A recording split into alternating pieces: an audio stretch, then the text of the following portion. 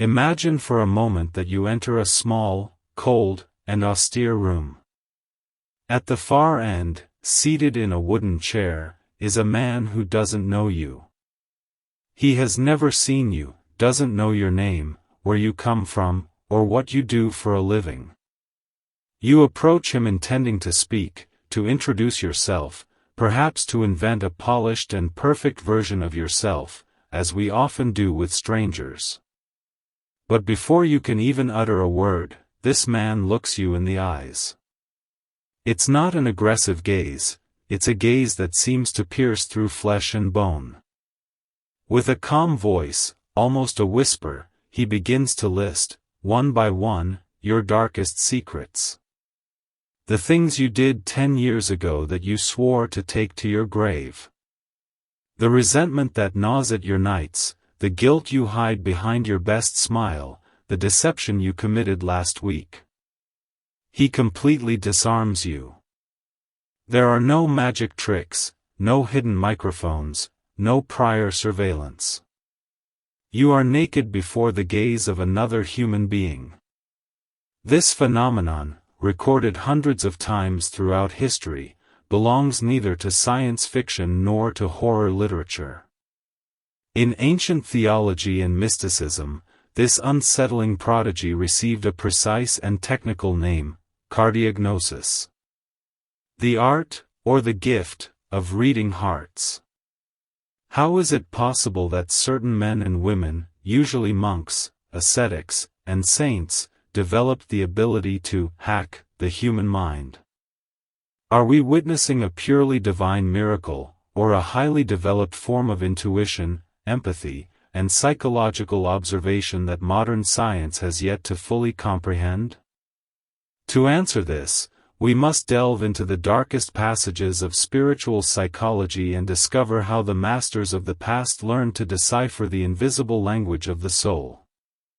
When we think of someone who reads minds, pop culture immediately conjures up science fiction, mutants, brainwaves, comic book telepathy. But cardiognosis is something entirely different and much deeper. The ancient meditation masters and the desert fathers in the early centuries of Christianity didn't believe in telepathy as a superpower. For them, the human soul wasn't a sealed bunker, but a territory that constantly emits signals. The problem is that the average person lives immersed in unbearable mental noise. Our mind is like a poorly tuned radio station, full of static, everyday worries, worldly desires, the ego screaming for attention. We live so overwhelmed by our own internal monologue that we are incapable of perceiving the emotional or spiritual state of the person next to us. The mystics did the exact opposite. Through asceticism, which is nothing more than a radical discipline of silence, fasting, and prolonged meditation, these individuals manage to completely silence their own inner noise. Imagine a lake. If the water is turbulent and muddy, it's impossible to see the bottom, and anything that falls into it will create chaos. But if the water is absolutely still and crystal clear, it becomes a perfect mirror. When a cardiognost sat across from someone, their mind was like that calm lake. Having no prejudices, personal ambitions, or distractions, the other person's mental state was automatically reflected back to them. They didn't decipher exact verbal thoughts like, "I'm going to buy bread." What they read were the tensions of the spirit. They detected the vibration of guilt, the dense weight of lies, the oppressive atmosphere of unresolved trauma. The saint operated like a high-fidelity receiver, tuning into the exact frequency of the other person's suffering. Throughout the centuries, history has left us documented testimonies that defy any simplistic explanation. Perhaps one of the most fascinating and best documented cases is that of Jean-Marie Vianney, known as the Holy Cure of Ars, a humble priest who lived in 19th-century France. Ars was an insignificant village, but within a few years it became the epicenter of a massive phenomenon. Tens of thousands of people from all over Europe, from peasants to skeptical intellectuals and aristocrats, traveled there just to confess to him. The cure of Ars spent up to 18 hours a day inside a cramped wooden confessional. The accounts from that time are overwhelming. It is said that when a penitent forgot a sin out of shame or fear, the priest would gently interrupt him and say, "My son, you are forgetting that night in Paris, 7 years ago." Or, "Why don't you tell me about the things you stole from your brother?" He did this not to condemn, but to liberate. Those who entered with faces hardened by cynicism, left crying, transformed by the experience of having been seen in their total honesty. A century later, in Italy, Padre Pio of Pietrelcina would repeat this same pattern on an almost industrial scale. It is said that men who came to him with the sole purpose of mocking his fame or setting a trap for him ended up on their knees because the Capuchin monk recited their entire life stories to them chronologically. From an analytical perspective, this poses a brutal psychological dilemma. Can we explain cardiognosis through the microreading of body language? It is true that a keen observer can detect if someone is lying by their blinking, perspiration, tone of voice, or posture. But microexpression has its limits. It can tell you that someone is nervous, but it will never tell you the exact date, place, and name of the person they betrayed a decade ago. This is where conventional psychology begins to run out of answers, and we are forced to look into the realm of the invisible. Possessing the ability to see into others is not a bed of roses. In fact, history shows that cardiognosis is often the beginning of terrible persecution. And here we enter one of the darkest and most interesting dynamics of spiritual psychology, the institutional fear of the mystic. For power structures, whether ecclesiastical, political, or social, a man who can read hearts is an intolerable threat. Why? Because the cardiognostic is incorruptible. You cannot lie to him, you cannot use diplomacy with him, you cannot hide your true intentions behind a mask of piety or authority. A saint with this gift sees the rottenness of the powerful and the purity of the beggar, completely inverting the world order. For this reason, the vast majority of saints who manifested cardiognosis were severely persecuted, ironically, by their own people.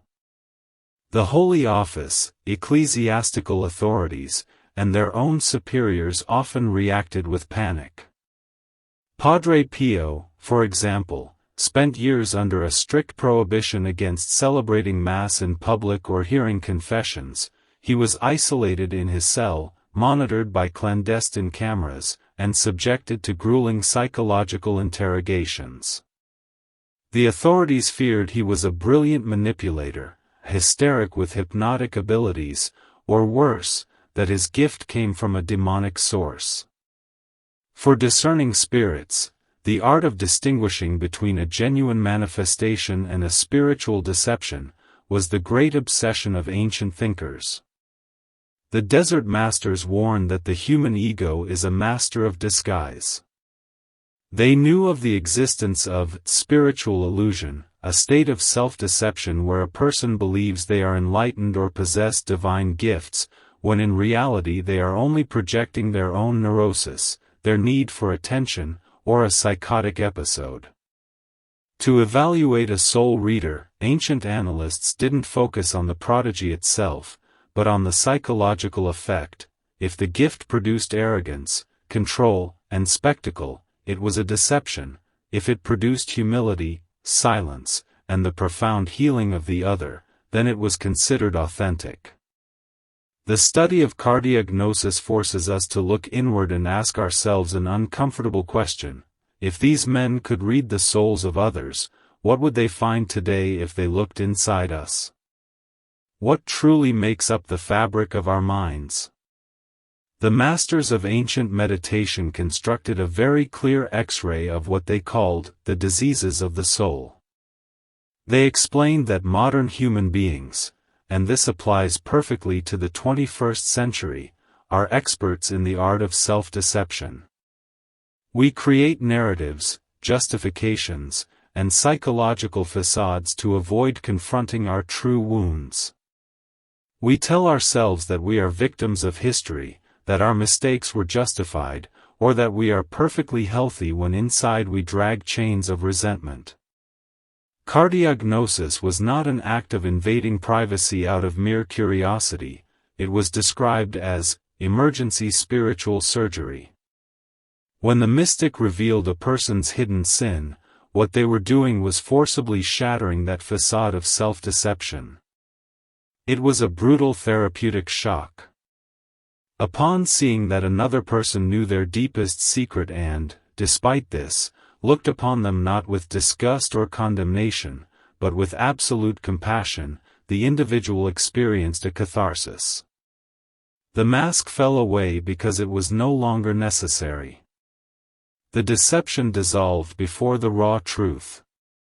In our current society, obsessed with appearances, social media, and the construction of artificial identities, the concept of cardiognosis acquires a brutal psychological relevance. We live in the age of hyperconnectivity, but we have never been so disconnected from the core of our being. We are terrified of silence because in silence, the truth begins to surface. We prefer constant noise so as not to have to read our own souls. At the end of the day, cardiognosis, whether viewed as an inscrutable theological mystery or as the pinnacle of human intuition and introspection, leaves us with a profound lesson. It demonstrates that human beings have a deep biological and spiritual need to be known in their entirety, with all their light and shadow. We yearn for someone to truly see us, to pierce our armor, and, knowing the worst within us, to tell us that there is still hope. The soul readers of the past were not carnival magicians seeking applause, they were human mirrors reminding a wounded humanity that nothing is truly hidden and that the first step to healing the mind is having the courage to look into the heart without lies. Perhaps the true challenge of contemporary spiritual psychology is not finding a saint who can read our minds, but learning to cultivate enough silence to be able, at least once in our lives, to read our own. Loved what you saw? Make sure to subscribe and stay connected. A quick like, a thoughtful comment, and a share to your network make a huge difference.